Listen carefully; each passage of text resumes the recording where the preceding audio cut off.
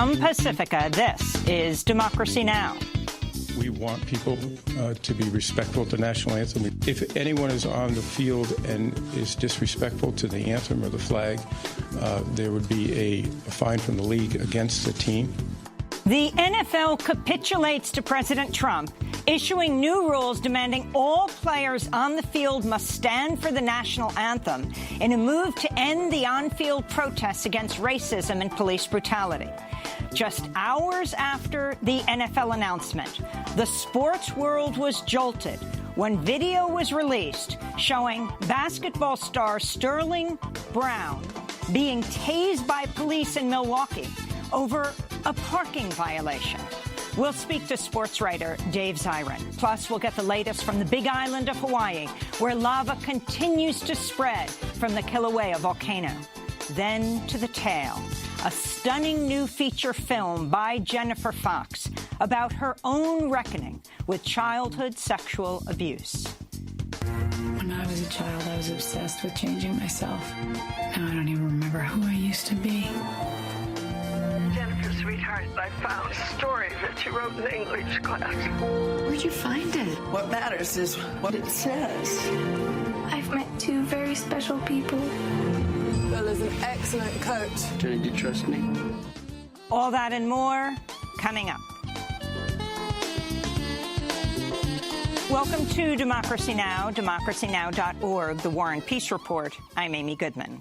North Korea has repeated its threat to cancel a planned summit between its leader Kim Jong-un and President Trump scheduled for June 12th in Singapore, citing statements from Vice President Mike Pence it called ignorant and stupid. On Monday, Pence repeated the Trump administration's talking point that North Korea could end up like Libya if it doesn't abandon its nuclear weapons, a reference to the U.S.-led intervention in 2011 that led to the overthrow of leader Muammar Gaddafi, who was dragged through the streets and publicly killed by U.S.-backed rebels. In response, a top North Korean official said Wednesday whether the U.S. will meet us at a meeting room or encounter us at a nuclear-to-nuclear showdown is entirely dependent upon the decision of the U.S. At the White House, President Trump was non-committal when asked Wednesday whether the June 12th summit was still on. Well, we're going to see what happens. On Singapore, we're going to see. And it could happen, could very well happen. But whatever it is, we will know next week about Singapore. And if we go, I think it'll be a great thing for North Korea. On Thursday, North Korea invited foreign journalists to observe as it appeared to demolish its nuclear weapons test site. Many observers believe the site was already damaged by multiple nuclear tests and had become unusable.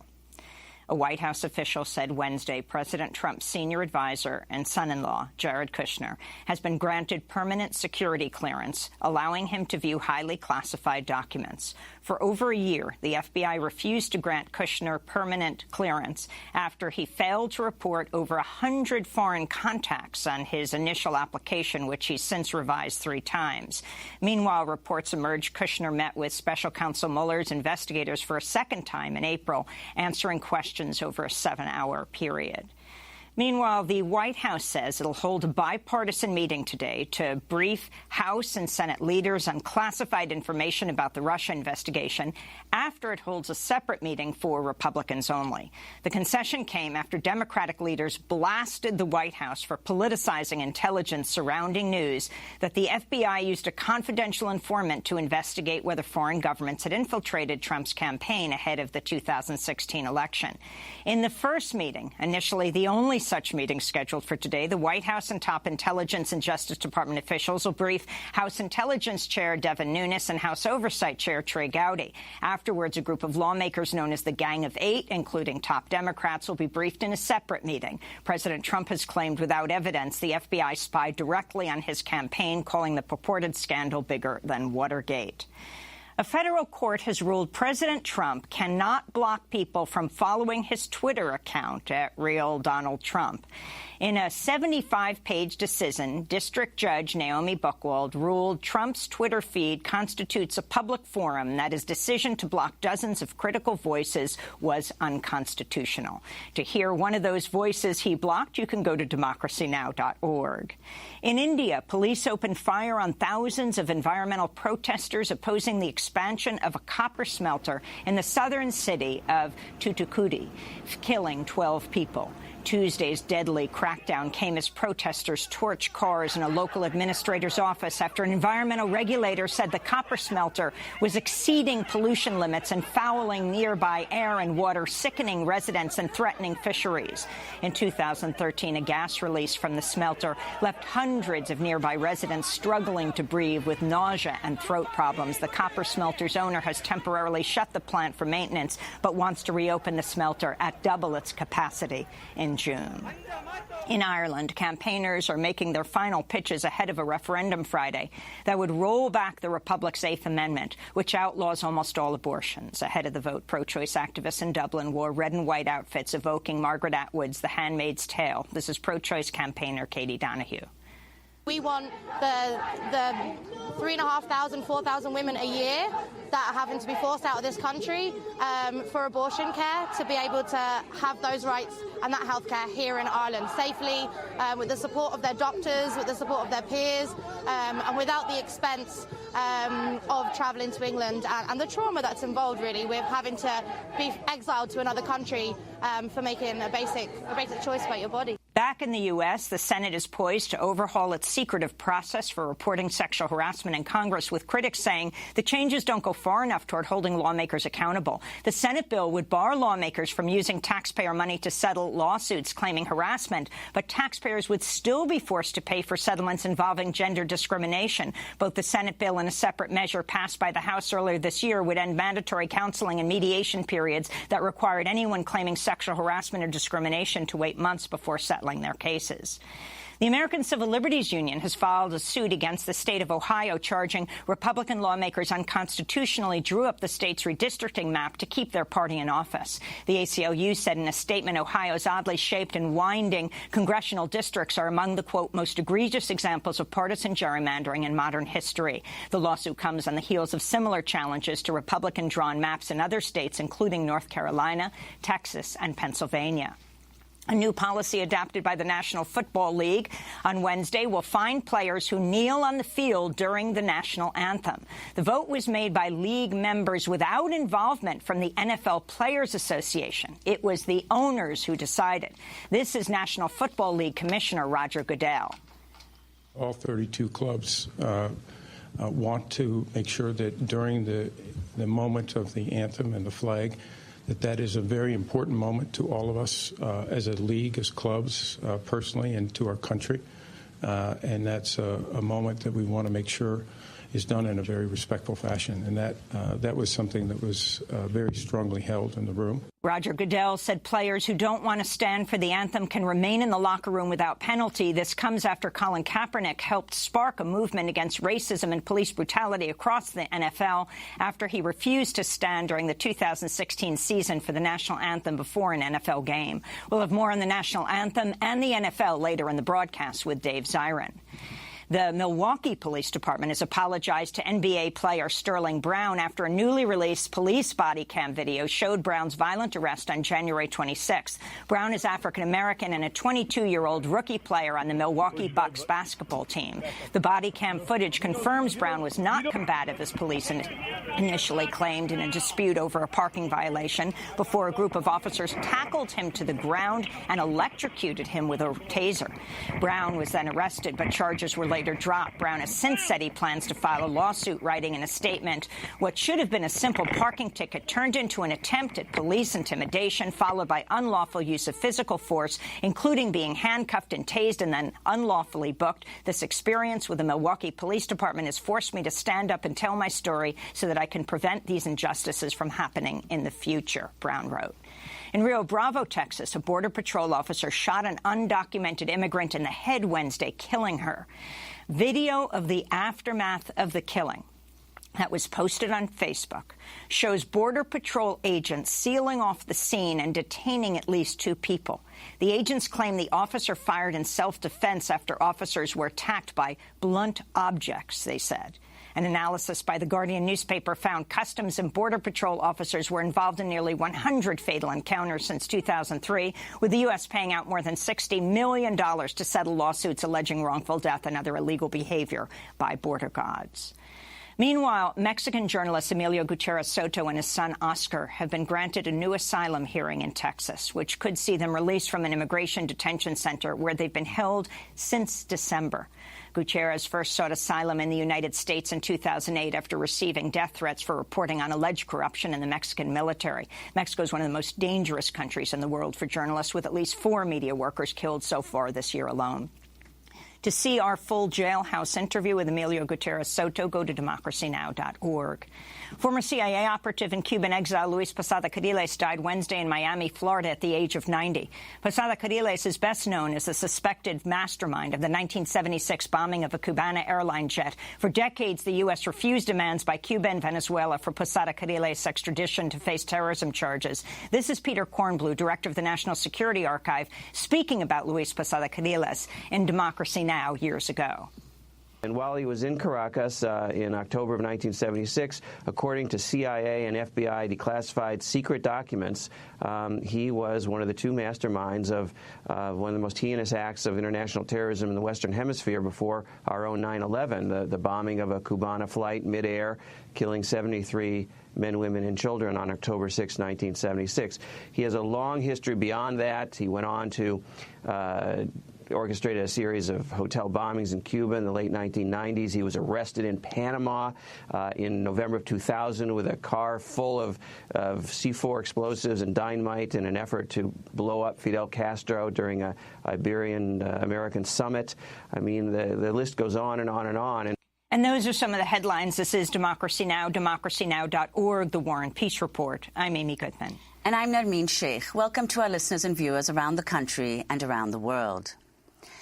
The National Football League has announced it will fine teams if players refuse to stand for the national anthem before games. But under the new rules adopted by the league's 32 owners, players will be allowed to stay in the locker room during the anthem. Over the past 2 seasons, dozens of players have knelt during the anthem to protest police shootings of unarmed black men. The on-field protest began in August 2016 when quarterback Colin Kaepernick refused to stand for the anthem to protest racism and police brutality. At the time, Kaepernick said, quote, "I am not going to stand up to show pride in a flag for a country that oppresses black people and people of color." The protest would eventually cost Kaepernick his job. He has essentially been blacklisted from the league, but the protest spread throughout the NFL. The protests also attracted the attention of President Trump, who repeatedly attacked the protesting players. Wouldn't you love to see one of these NFL owners, when somebody disrespects our flag, to say, "Get that son of a bitch off the field right now, out, he's fired. He's fired!" President Trump has praised the NFL's new rules, saying the league is, quote, doing the right thing. Meanwhile, filmmaker Michael Moore tweeted, "Oh, NFL, I love you. What better time to curtail free speech than during the national anthem? USA, USA, USA, back in the USA." Just hours after the NFL announcement, the sports world was jolted by the release of a video showing police officers in Milwaukee tasering NBA player Sterling Brown, who plays for the Milwaukee Bucks. Brown, who's African-American, was approached by police after he parked his car across 2 handicapped spaces in front of a Walgreens. The body cam footage confirms Brown was not combative, as police initially claimed, in a dispute over the parking violation. The video included the moment when officers tased him. Taser! Taser! Taser!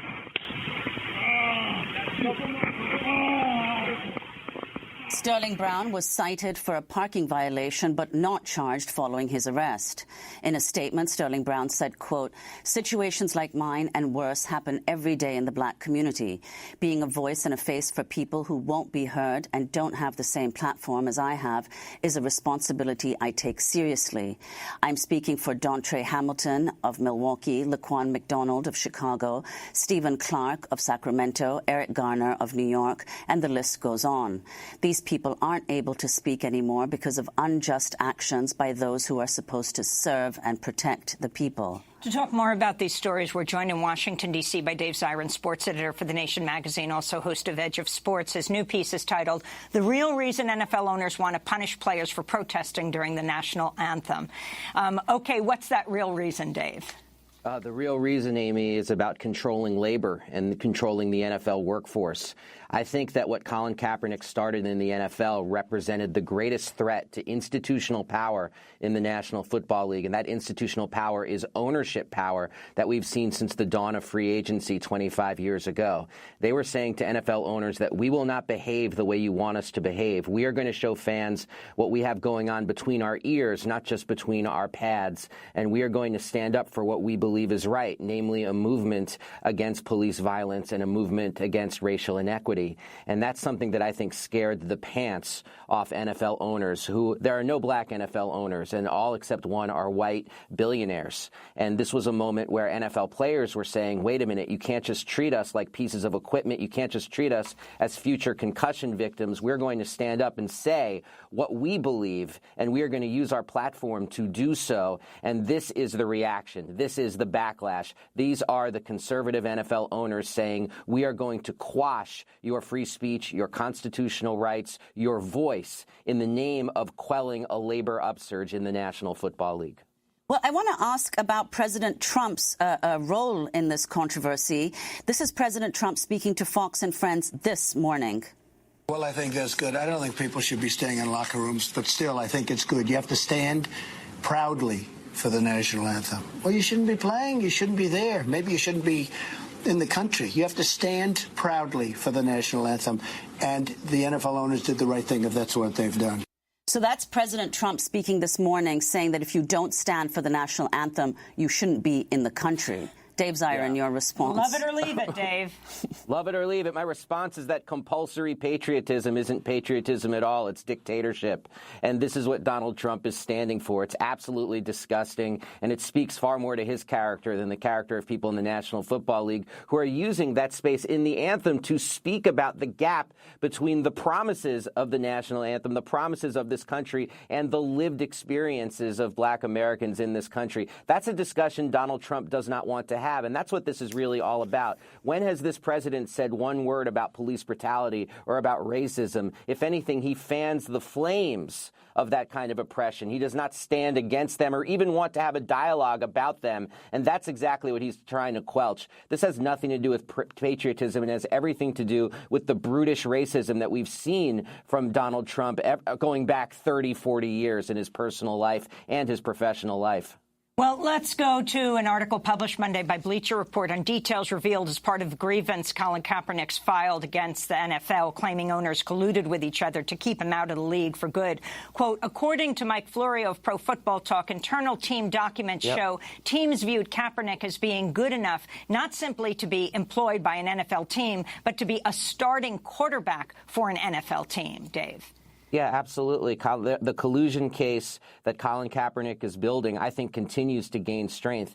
And this is one of the things that just absolutely punctures a hole in the other half of what the NFL owners are trying to do. Because with this anthem issue, they are trying to operate with a very big stick, but also a little bit of sugar at the same time. The tiniest possible carrot and a huge stick. And the tiniest possible carrot is them giving $89 million, basically the cost of one field goal kicker per team, to say that they are supporting social justice causes among a group of NFL players. But there are other NFL players who are saying, wait a minute, this has no validity whatsoever that you support us, as long as Colin Kaepernick and as long as his former teammate Eric Reed are colluded against and kept out of the league precisely because they protested during the anthem and helped lead this movement. Colin Kaepernick has been very strong from day one, saying that he's not going to stand up for a flag that oppresses black people in this country. He has every right to do that, and yet Donald Trump doesn't think so, and the NFL doesn't think so. And this only proves yet again that the NFL, I mean, it doesn't just stand for not for long. That's the old joke because of the injury rate in the league, but it also stands for the No Freedom League. And Dave Zirin, what about the Players Union, the NFL Players Association? How have they responded to this? Well, this is why I think what the NFL did yesterday was basically put out a fire with kerosene. Because the NFL Players Association is absolutely incensed because they were not brought to the negotiating table to speak about this issue. So they put out a blistering statement about what the NFL and the owners are trying to do with this issue. And it's really rare you get something that incendiary from the NFL Players Association. They are absolutely furious. Now, NFL owners will say that they have the right to change the anthem policy unilaterally, but that doesn't change the fact that it's also written into the collective bargaining agreement that players have the right to use that space as they would like. In addition to the NFL Players Association, several journalists, myself included, have heard from players who have said that they did not think of protesting during the anthem, or they were largely done with doing that until the NFL came out with what they said. And now there's talk about huge groups of players staying in the locker room during the anthem as a form of protest. And this would not be a form of protest that would be against police brutality or racial inequity per se. This would be a form of protest that would be a labor protest to tell NFL owners, you cannot control us unilaterally without having us at the bargaining table. Well, Dave, it wasn't hours after the NFL announcement that the Milwaukee Police Department apologized to basketball player, NBA player, Sterling Brown, after a newly released police body cam video showed Brown's violent arrest. It was last January 26th, video released yesterday. Brown is African-American, 22-year-old rookie player on the Milwaukee Bucks basketball team. Body cam footage confirming Brown was not combative, as the police initially said, before a group of officers tackled him to the ground and electrocuted him with a taser. Brown then arrested, but charges were later dropped. Talk about this. Well, I think one of the things that we need to talk about is Sterling Brown's statement after the release of the video. One of the things that Sterling Brown, who's only 22 years old, realizes is that precisely because he's an athlete, people will notice what happened to him. And this is something that happens in the black community every day, every week. And he is saying it shouldn't have to be just because I'm an athlete that we notice. But since I do have this platform, let's talk about Eric Garner. Let's talk about Stephon Clark. Let's talk about Laquan McDonald. But I also have to say, and this is in such stark contrast to the National Football League, his team, the Milwaukee Bucks, issued their own statement, which is really, I thought, remarkable. I've never seen a major pro sports team say something like this. I'm just going to read the first sentence. They said, the abuse and intimidation that Sterling experienced at the hands of Milwaukee police was shameful and inexcusable. And then they go on to absolutely excoriate the Milwaukee police and speak about racism in their community. I've never seen a team do that before from the top levels. And it only speaks to the gap between how the NBA has managed this growing Black Lives Matter movement and the way it's intersected with their players, and the National Football League, which has chosen to clamp down and try to crush any kind of free voice among players to speak to these issues. I mean, while the president has framed this as protesting the flag, many have talked about it as standing up for the flag and what it represents. Oh, absolutely. And, you know, the original kneeling gesture, it actually started because Colin Kaepernick was first sitting during the anthem. And then he had a conversation with a former NFL player and Marine named Nate Boyer. And Nate Boyer said to Colin Kaepernick, you know, if you kneel during the anthem, it will look respectful. It will show that you're protesting, but also look respectful. And I think that what we see is that anybody who protests, it's going to be twisted in a way that you don't want it to be protest, as a way to serve an ideological agenda that's coming from the hard right wing. And I think similarly, this NFL season, instead of weekly countings like they were doing on ESPN of which players were kneeling or raising their fists during the anthem, they would keep a running tally week to week. Now it'll be a running tally of who remains in the locker room. And so the NFL didn't even solve their problem with this incoherent policy. What they've done instead is actually spur more anger. Finally, Dave, you're the author of the book about with Michael Bennett, your co-author of his book, the book Things That Make White People Uncomfortable. What's happened with the football star? Well, Michael Bennett is currently facing absolutely absurd, trumped-up charges in Houston that could get him as much as 10 years behind bars because they say that 15 months ago he bumped into a security guard who was in a wheelchair while rushing onto the field to congratulate his brother after the Super Bowl. Now, the formal investigation against Michael did not even begin until 9 months later in Houston after Michael Bennett spoke about bringing charges against Las Vegas police because of a very similar incident to what happened to Sterling Brown. He wasn't detained. I mean, he wasn't tased, but Michael Bennett was detained. He was put on his stomach and a weapon was put to the back of his head while he was handcuffed in Las Vegas. And it was only after Michael Bennett was public about that Houston police attempted to try to investigate what had occurred at the Super Bowl at that point 9 months before and now 15 months beforehand. These are ridiculous charges. I expect them to be treated as ridiculous as they are in the court system of Houston.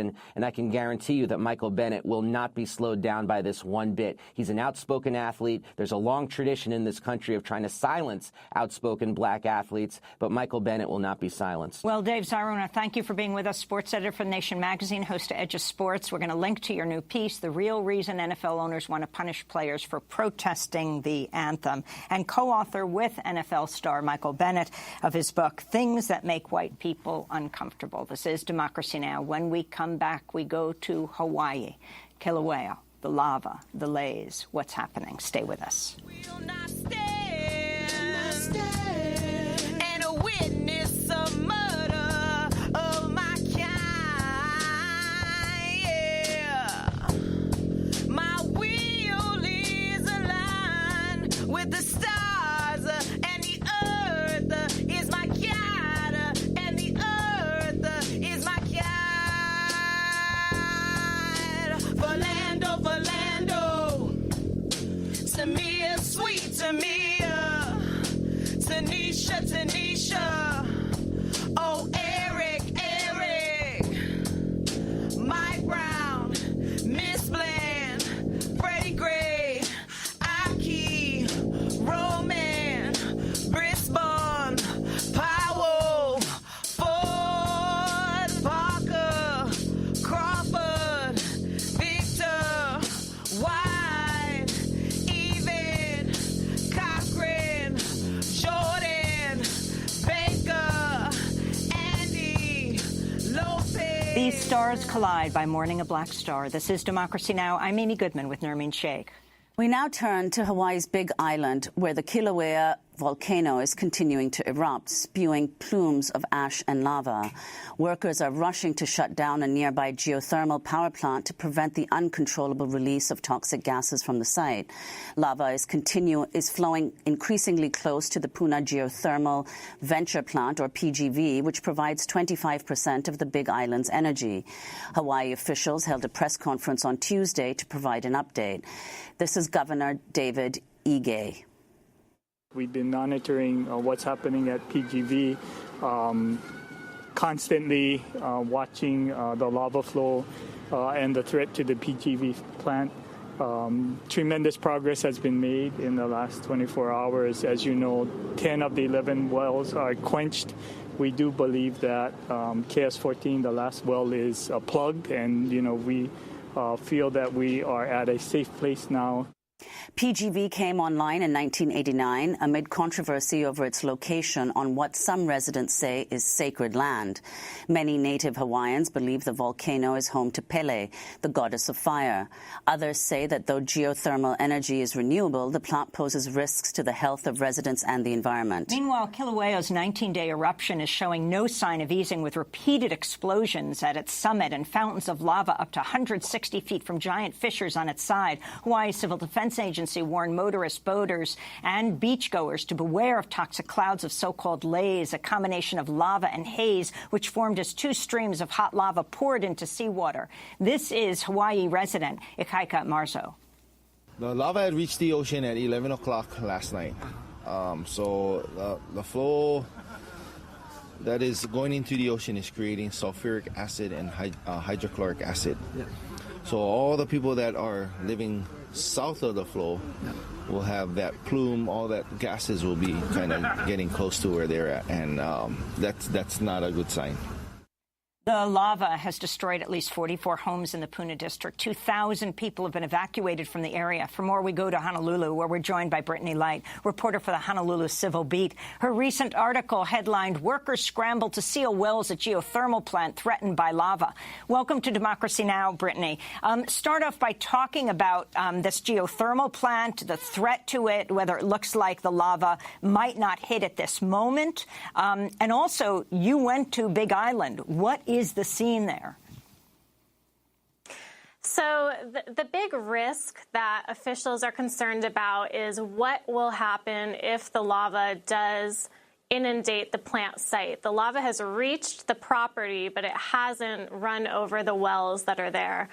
If the lava does run over the wells that are there, it will sort of be this great experiment. This has never happened before at any other geothermal plant. There hasn't been lava that has done this before. So there are a lot of unknowns. Officials are saying that things are safe as far as they can see. They're monitoring it very, very closely. But what could happen is the lava could trigger a release of deadly gases, namely a gas that when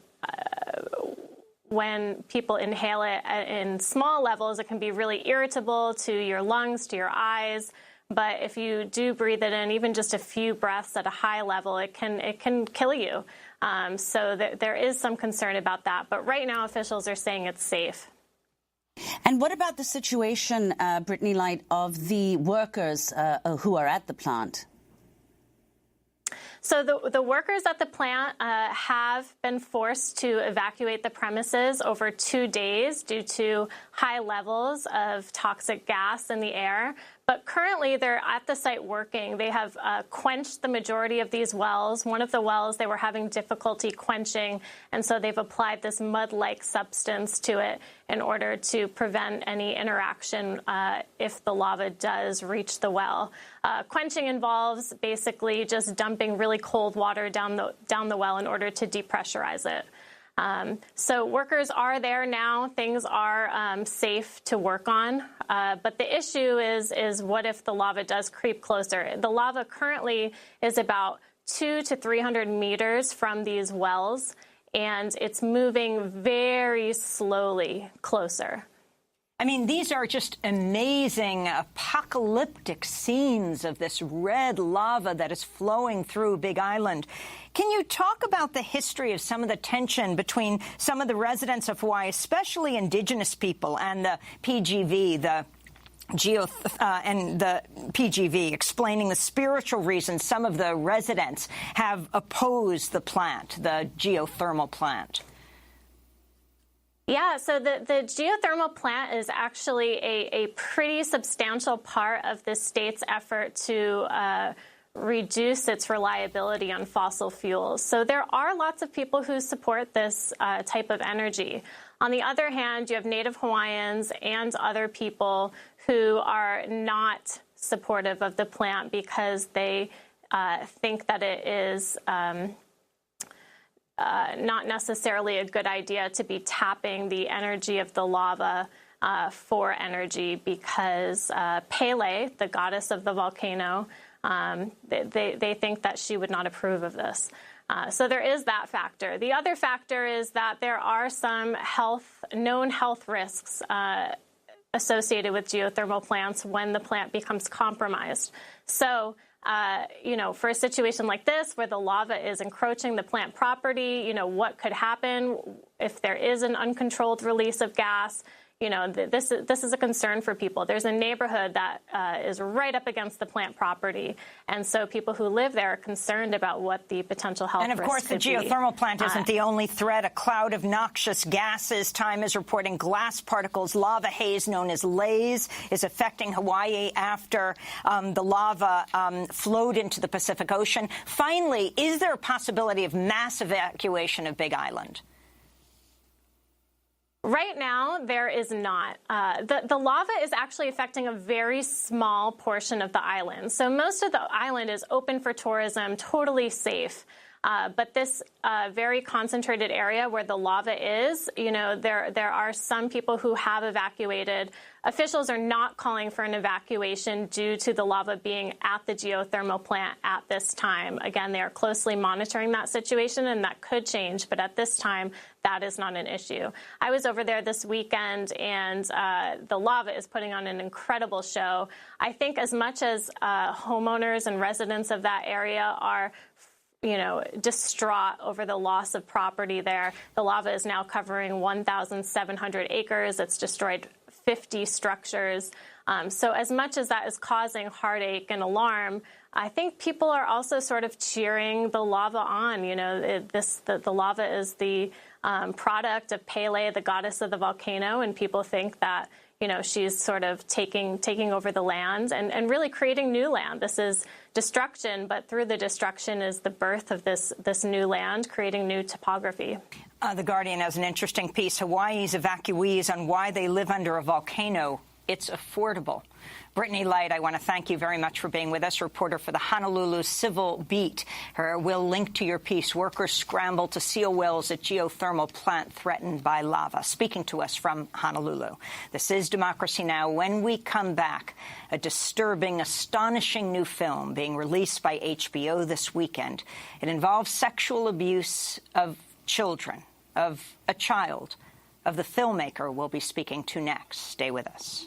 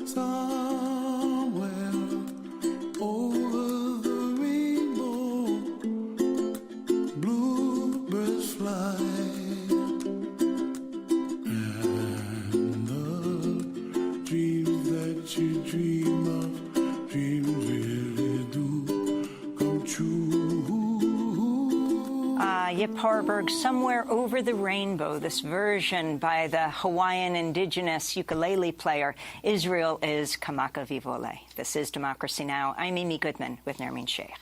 As the Me Too movement has inspired women around the world to come forward with their stories of sexual harassment, abuse and assault, we turn now to a remarkable new film that is a narrative memoir about a woman's own reckoning with childhood sexual abuse.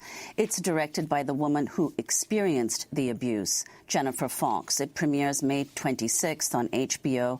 This is the film's trailer. The story you are about to see is true. As far as I know. When I was a child, I was obsessed with changing myself. Now I don't even remember who I used to be. Jennifer, sweetheart, I found a story that you wrote in English class. Where'd you find it? What matters is what it says. I've met two very special people. Bill is an excellent coach. Jenny, do you trust me? Mrs. G was the most beautiful woman I had ever met. There are no bad horses, only bad riders. I need to talk about it with someone who was there. Hello, Mrs. G. Let's get you up in the saddle, see what you can do. I only remember them. Why can't I remember myself? You were an unusual child. Strong body, strong mind. Strong body, strong mind. I found some pictures from that summer. You're so special. You know, I have a lot of regrets. You talked about the relationship, but this is a grown man. This was important to me. Why are you so angry? Why are you not angry? You must push yourself beyond all boundaries. Don't tell anyone. It's all secret. I just need to know what happened. I'm trying to figure out why. You deceived yourself. Why are you telling this story, Jenny? It's my life, mine. You don't know what's about to happen. The Tale premiered this year at the Sundance Film Festival. The film's stars include Laura Dern, Ellen Burstyn, Jason Ritter, and Common. The film received rave reviews, with The Guardian calling it a stunning sexual abuse drama and the mother of all Me Too movies. We're joined now by Jennifer Fox, director of The Tale. This is a narrative memoir about her own childhood sexual abuse. It premieres May 26th on HBO. This is just an astounding film, Jennifer. And the fact that, I mean, it's so unusual because it's a narrative, dramatic film played by actors. But, for example, Laura Dern, the star, is playing you, Jennifer Fox, and you bravely use your own name in it. Talk about the making of this film. Well, I decided to keep my name in it precisely to be able to stand up and say this is a true story. So for everybody who says sexual abuse doesn't look like this or memory doesn't function like this, I can say, no, this is true because it happened to me. Well, I mean, the film originated, as the film shows, with a story that you'd written as a child, shortly following the traumatic episodes that you then document. And the teacher who read your story at the time that it was written, quote on the back of it, when you received it as a child, "If this is true, it's a travesty. But since you're so well adjusted, it can't be true." So could you talk about the response that you received then and how you reflected on that so many years later when you went back to this episode? Well, I think even as a child, I was writing a story in order to make sense of an event that was very complicated, very nuanced and confusing to me. However, I didn't see it as traumatic as a child. For me, it was my first relationship. And here was a story I wrote. I mean, it was 1973, and frankly, to be fair to the teacher and everyone around me, they simply weren't looking for child sexual abuse back then. So tell us your story. What happened was, you know, I was a precocious kid, but very young looking. I was 13, but I probably looked like a 9-year-old boy. No breasts, no hips, nothing. And I was a rider, and I went to my teacher's home for the summer, and we had like a riding camp. And there she introduced me to her coach, who was named Bill, very famous athlete, and I became his student as well. In the fall, things progressed, and I began to stay at his house overnight on the weekends. There is this chilling moment in the film. It happens early on when Laura Dern, she's playing you, is flipping through an old photo album, and she lands on a picture of yourself at 13. Her mother corrects her. She says, "That's you at 15. Here you are at 13. And the difference is unbelievable. You say, "I was so little." And in the film, you start with an older actress, and you switch then to a child. Explain. Well, the film is very much about memory and the stories we tell ourselves to survive. And so what I was really looking at is how we all, as teenagers, think we can tolerate anything, and we're strong, we're tough. We think we're more mature. And as a filmmaker, I was trying to show that I thought I was capable of handling anything. But in fact, I was a little kid. Well, I mean, one of the many things that truly exceptional qualities of this film is that it documents in cinematic form what's almost impossible to document, and that is the coming into being of unconscious memories. The quote, as you've said yourself, the unraveling of denial. How did the making of the film itself allow this unraveling of denial to take place, and your recognition, because you always recalled the event, but you didn't recall it as traumatic? How did that occur to you? How did that recognition come to you? Well, frankly, my whole life up until I was 45, I called this a relationship. And it wasn't until I was making a film about women around the world, a documentary, that I began to see and hear stories that sounded just like this relationship I had, except for they were sexual abuse. So it had a paradigm that I recognized, and suddenly there was a light in my head that just went, oh my God, I have only been telling myself one half of the story, and the other half of the story is actually quite darker. But when I was younger, I couldn't tolerate that memory. So it's not that I forgot it, I just preferenced the good. And I think memory is very, very protective, and we have to allow it to be so, because sometimes, in fact, you need to protect yourself from trauma that's intolerable. Let me turn to a clip from your film, The Tale. This is a scene between Jennifer Fox, played by Laura Dern, and her mother, played by Ellen Burstyn.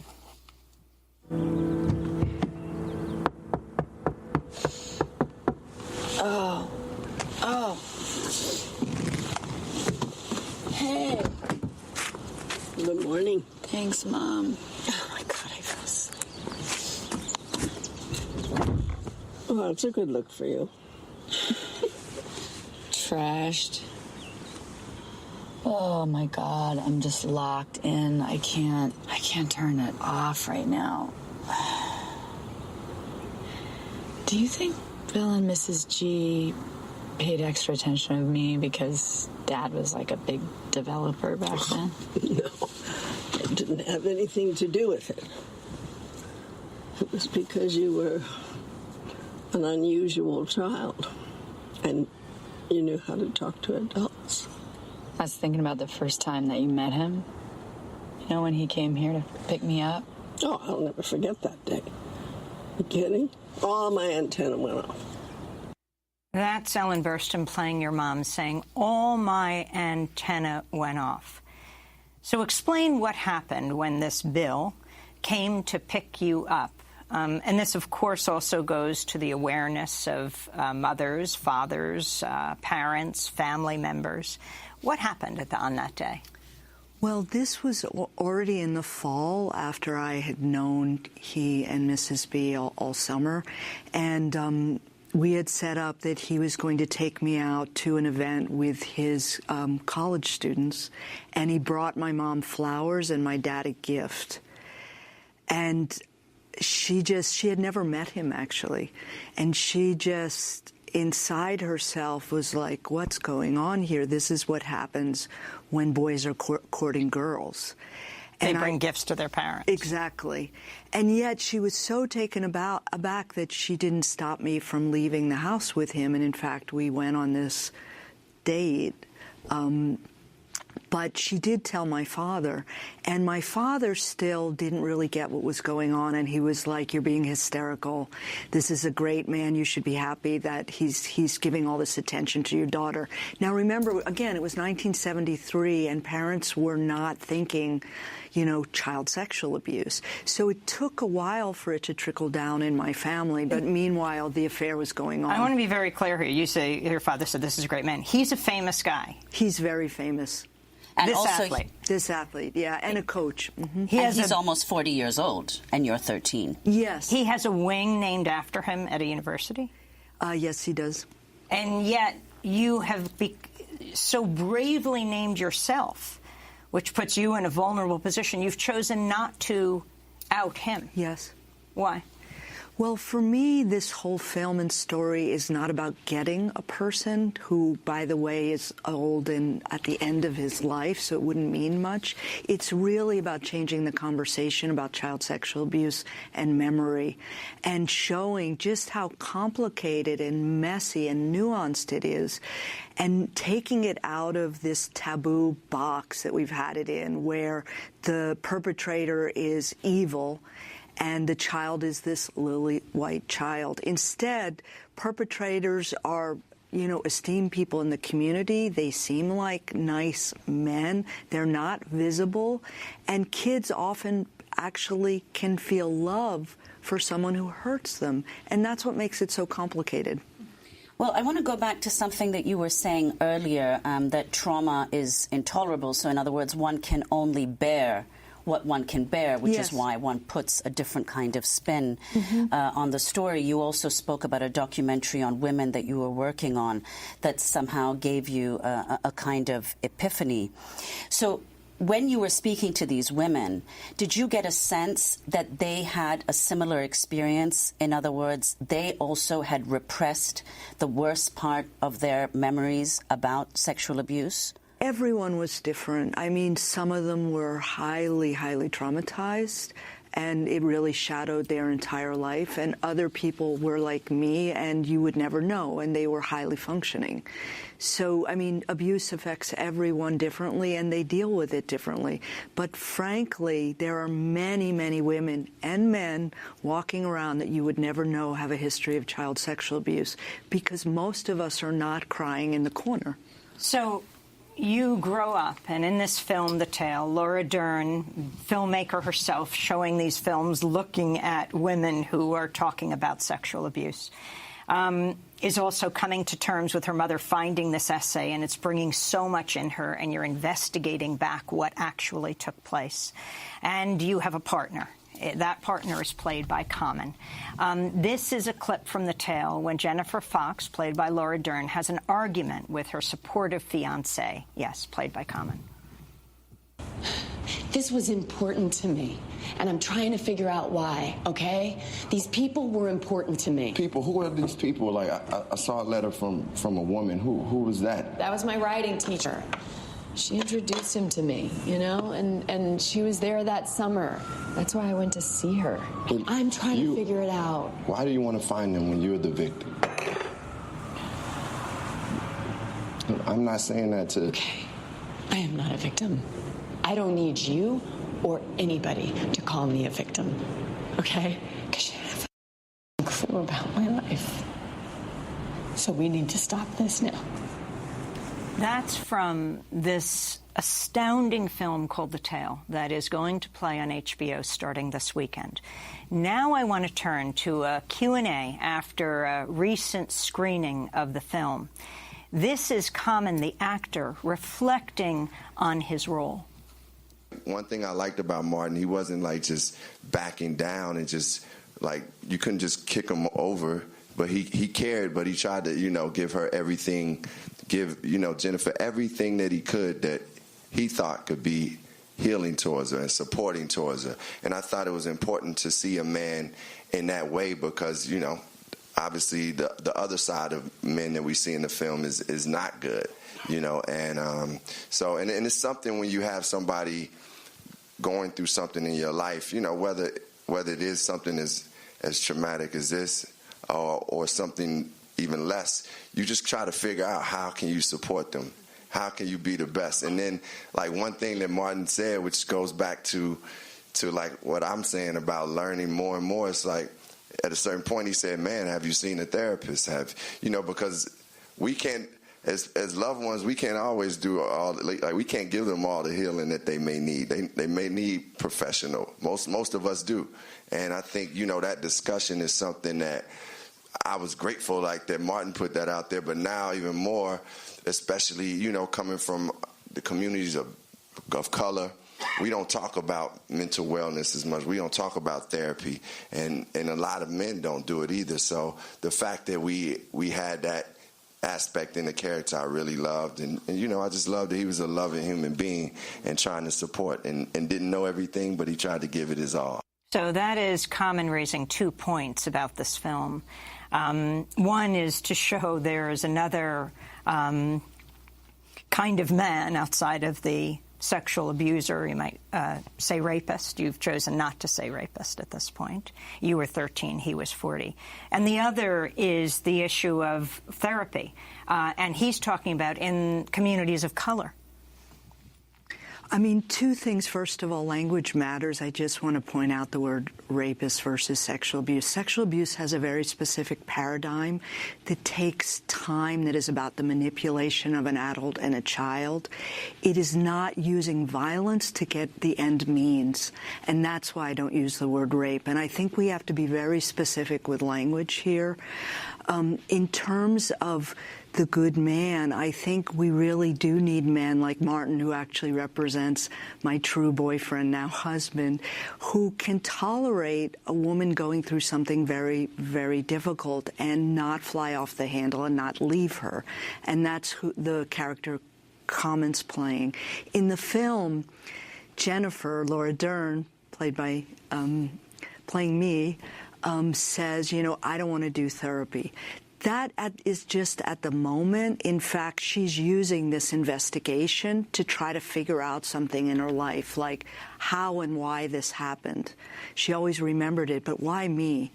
In reality, I've done a lot of therapy, and I believe in therapy and think it's really helpful for many, many things to help support your life. So I'm a big believer in therapy. Well, I mean, the film is really a testament not only and most obviously to your courage, but also your remarkable ingenuity and artistry in envisioning and creating the experience of the past, living alongside the present, as you do with your adult self, speaking with your child self. One of the things that you said earlier is that you were trying to give in this film, which you did very successfully, a more complex understanding of child sexual abuse, both because the child often feels love and attachment for her abuser, and also that perpetrators can't simply be viewed as these horrible, obviously identifiable, terrible men. Now, given that, it's even more striking that you, as a 13-year-old, made the decision to stop seeing this person, and you told him explicitly that's a highly extraordinary and unusual decision for the victim or survivor of child sexual abuse to do. How did you do that? You know, frankly, in retrospect, despite, you know, the fact that I felt invisible in my family and there was lots of chaos, I'm one of 5 kids, I come from a very loving family with a lot of support. And probably it's that I had so much support and ego strength to be able to say, okay, this has gone too far. I'm going to say no. And I also knew, after I broke up with him and during it, that if I wiggled my little finger, my parents would have prosecuted. It's actually, the irony of it is, I was denying to my parents and lying through my teeth that anything was going on. Before we end, I want to go to a point in the film you make in the film with a kind of warning or statement on the film that says that at no point was there a child in a sexual interaction with the actor, even yes. Between Bill and your child self. Explain how you filmed this. Isabelle Nalise was the young actress. Sure. I mean, there was an enormous amount of precautions to make sure that she was not traumatized by the experience. And in fact, Bill, played amazingly by Jason Ritter, who's an extraordinary actor, was working with a body double who was 22. And Isabelle was, we were filmed, you know, days after, standing up behind a bed, on a vertical bed, and her hair splayed out with hairspray. And basically, I was just rolling through non-sexual cues with her, like act like a bee stung you, act like you're being chased by a dog, act like you're eating something sour. And she was just talking to me, and that was intercut with film magic, with shots of Jason looking at the body double. Her mother in the room at the time. Her mother, a therapist, a Screen Actors Guild representative, the whole cast and rest of the crew watching and listening to us. I mean, one of the, very briefly before we end, that the gift that you've given to your audiences is to know that the past is important, but it's not necessarily defining. Absolutely. I mean, the thing is, we all live with past and present. It's what you make of it, and it's how you see the events that happen to you and how you choose to survive. We're going to do part 2 of this discussion, and we're going to post it online at democracynow.org. Jennifer Fox is writer and director of The Tale, a narrative memoir about her own reckoning with childhood sexual abuse. It premieres on HBO on Saturday, on May 26th. That does it for our show. A happy birthday to Mike DiFilippo and a belated birthday to Dennis Moynihan. Democracy Now! Is produced by Mike Burke, Renee Feltz, Dina Guster, Dermine Sheikh, Carla Wills, Laura Gottesdiener, Sam Malkoff, John Hamilton, Robbie Karen, Honey Massoud, Sharina Nadura, Nat Needham, Libby Rainey. Special thanks to Julie Crosby, Becca Staley. I'm Amy Goodman with Dermine Sheikh.